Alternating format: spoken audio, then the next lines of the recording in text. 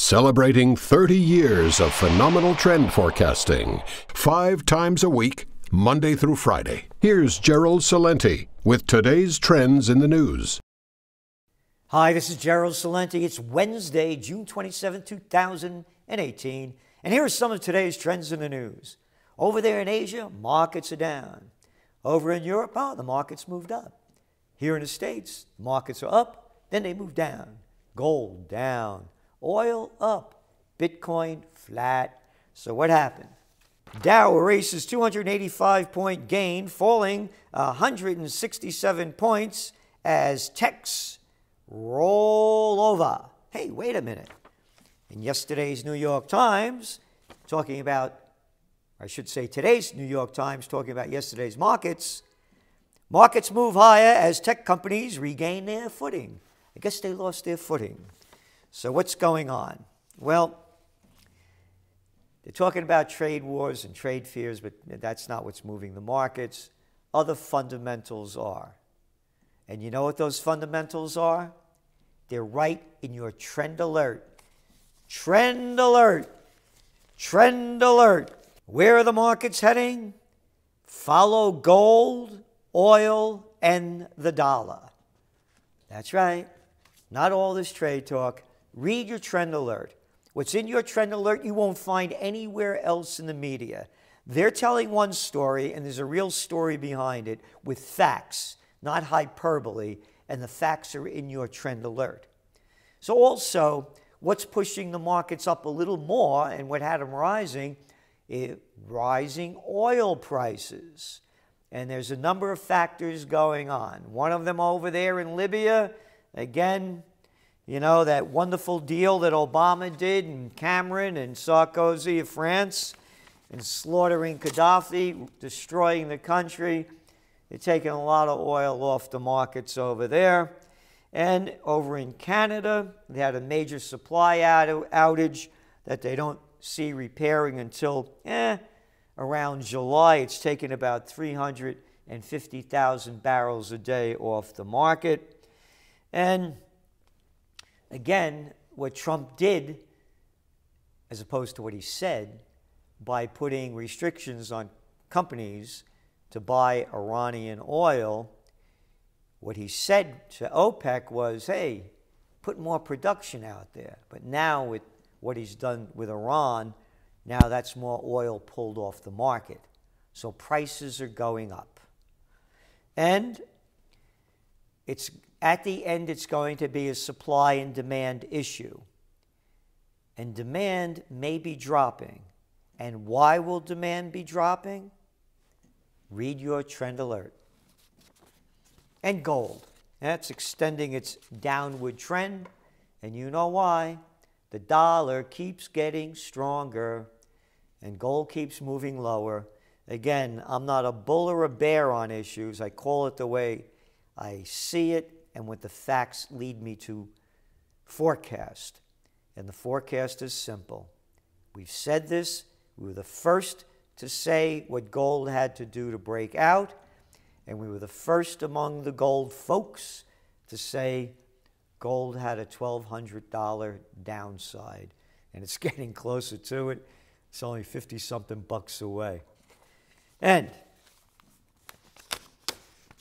you know how they keep saying that the problems going on in the markets have to do with China and others worrying about trade fears? Headline stories. I was reading them to you on Monday and Tuesday. Take a look at this chart. Look at this picture. And look at the headline. Trade worries, Shanghai hits bear territory. The Shanghai markets are in bear territory. It has nothing to do with the trade wars. Look at that chart. The markets peaked in Shanghai in January. And a straight line down, man. Bounced back up and back down again. They weren't talking about trade wars in January. It was happy days here again. So, read your trend alert and you'll see what's going on, not what they're hyping. Because a report just came out, a leaked report from the Chinese think tank, warning of great dangers ahead in the Chinese markets. Not only are the markets over-leveraged and overvalued, the debt level, both in the corporate level and on the state level, is really sending fears throughout the nation. So, going back to oil, going back to the other data coming out of Europe, only the United States seem to be moving forward, and there's a reason the United States economy is moving forward. It had to do a lot with the Trump tax cuts that have enriched the corporations, increased stock buybacks and merger and acquisition activity to record highs, and has increased also the total GDP, which is expected to go above 4%. They're even talking about 5%. However, the rest of the world is slowing down. Go back down to oil. If the global economy slows down, kiss oil goodbye. And again, read your trend alert. 3 indicators: the dollar, gold, and oil. And what else do we have here? Big story here in the Financial Times about what's going on in India. And basically, their economy isn't growing as it should, and they're attributing a lot of growth to the economy by government stimulus. And even though it's in the 6 and 7% range, it has to grow much stronger than that. But now let's go back to your trend alert. What's going to happen to not only emerging markets who have to buy oil that's priced in gold as their currencies are going down, as the dollar's getting stronger? What's going to happen to oil-dependent countries like India and China that have to buy huge supplies of oil as their currencies go lower and as their economies are slowing down? Is a crash in sight? You know where to find the answer. And what else do we have here? Facebook to accept crypto ads again. Interesting. They're not saying which ads they're going to accept, what ICOs they're going to ban, initial coin offerings. But what's essential about this, it shows the life expectancy of the crypto field. It's not dead. And you're going to get an update within days, a mid-year trends, top trends of 2018 update that's going to answer these and a lot of other questions. Report warns about rising federal debt. This is by the Congressional Budget Office in the United States, and they said improving economy and rising levels of federal debt would increase debt payments from 1.6% of gross domestic product in 2018 to 3.1% in 2028. And they go on to say that if it keeps going the way it is, the payments would help push overall federal spending to 29% of GDP, the first time since World War II. So at some point, the reason I'm bringing this out is that the Ponzi scheme is going to end. Gold remains the ultimate safe haven, and you're also going to see a flight into cryptos, we believe.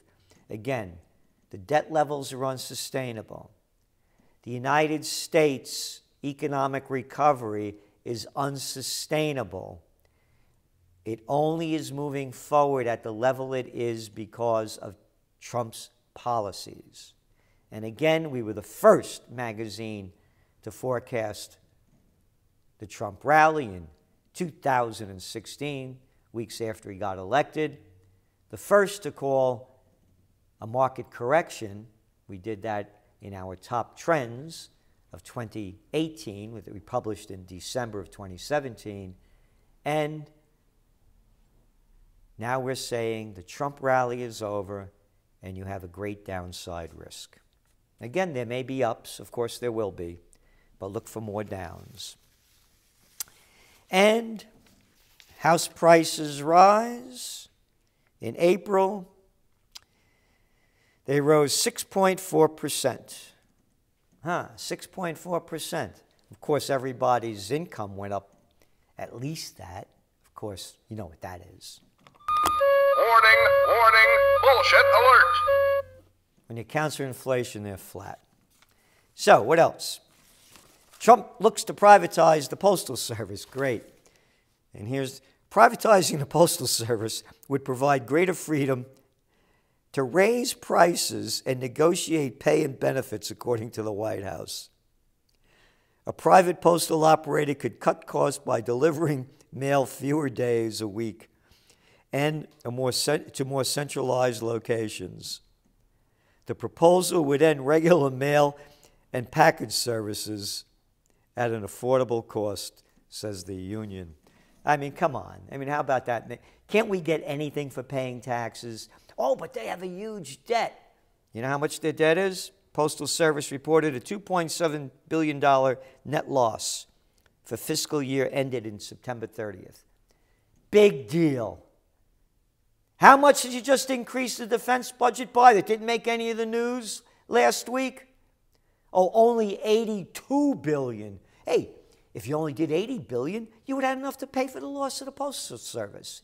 We're not supposed to get anything for our taxes, and we pay a lot. We shouldn't get any health care services. We shouldn't get Social Security. They'll rig the inflation numbers so you don't get any increases. And why should we get Postal Service? Only give it to the bigs, and that's what they're doing. Moving on to some international news. Israeli missile strike hits near Syria Damascus airport. Following the strikes, Russia's military issued a statement saying they consider the ceasefire in southwestern Syria to be over. Israel could do anything they like, just like the United States and just like Yemen, with Saudi Arabia destroying people over there. Saudi Arabia airstrikes kills 9 civilians in Yemen, wounding 11 others. But they don't count, and neither do those Syrians. And U.S. pilots menaced by laser near China coast. What are you doing over there? Stay away. And again, I'm making a point of this because not only should you not be there and mind your own business, because what if Chinese planes were off our coast, but this is new millennium warfare. And I just mentioned the moronic amount of money given to the Defense Department, over $700 billion to build ships and planes and all antiquated equipment. Generals are always fighting the last war, as the new war is going to be high-tech. So that's why I mentioned that. And what's going on in the world is madness around anywhere you look. Blasted rally for premier causes panic and injuries. This is in Ethiopia a couple of days ago. Explosion at Zimbabwe area. President Emerson Mnangagwa of Zimbabwe escaped unhurt after an explosion rocked a stadium at a political rally. You know, again, go around the world. It's one after another. And the big issue, I want to make this clear, it's going to be the top trend of 2019. You're hearing it now. Immigration and refugee problems. Italy disrupts summit to save Merkel with call to rip up EU migrant system. Big story here in the Financial Times. Mr. Trump started the week by trying to undermine a key American ally. He attacked Angela Merkel's tenuous coalition government in Germany for allowing in millions of people who have strongly and violently changed their culture. Hungary law on migrants violates human rights, says watchdog. Another one from Mexico. Lopez Obrador, matter of fact, the election's going to be on July 1st, promises robust opposition to U.S. immigration policy. Big story here in the toilet paper record, the New York Times. Migrants are on the rise around the world. Vienna pushed hard line on migration to EU. Refugee backlash, today's Wall Street Journal, threatens Merkel. So there you got it. This issue isn't going to go away. It's not only economics. It's not only what I read you about, what's going on in Zimbabwe and Ethiopia, what's going on in Honduras and Venezuela. Those issues are going on in Nigeria and in Angola. It's happening in Mali. Yep, there's destabilization, geopolitical, socioeconomical, but also climate. A lot of drought, a lot of terrible conditions. People are looking to go somewhere to save their lives, and it may be in a city, in a town near you. This is Gerald Celente, and that's some of today's Trends in the News.